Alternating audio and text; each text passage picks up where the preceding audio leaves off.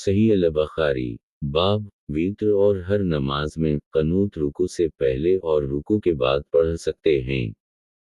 حدیث نمبر 1002 ترجمہ مسدد عبداللہ واحد عاصم بیان کرتے ہیں کہ میں نے انس بن مالک رضی اللہ عنہ سے دعائے قنوت کے متعلق پوچھا تو انہوں نے کہا کہ دعائے قنوت پڑھی جاتی تھی۔ میں نے پوچھا رکوع سے پہلے یا اس کے بعد؟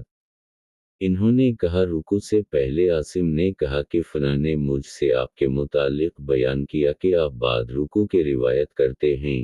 انہوں نے کہا وہ جھوٹا ہے۔ رسول اللہ صلی اللہ علیہ وسلم نے رکوع کے بعد 1 مہینہ تک دعا قنوت پڑھی، اور میں سمجھتا ہوں کہ رسول اللہ صلی اللہ علیہ وسلم نے تقریباً 70 آدمیوں کو جنہیں قرہ کہا جاتا تھا مشرقوں کی طرف بھیجا تھا۔ یہ لوگ ان کے سوا تھے جن پر آپ صلی اللہ علیہ وسلم نے بد دعا فرمائی تھی، اور ان کے درمیان اور رسول اللہ صلی اللہ علیہ وسلم کے درمیان معاہدہ تھا۔ پھر عہد شکنی کی بنا پر رسول اللہ صلی اللہ علیہ وسلم نے 1 مہینہ تک دعائے قنوت پڑھی اور ان پر بد دعا کی۔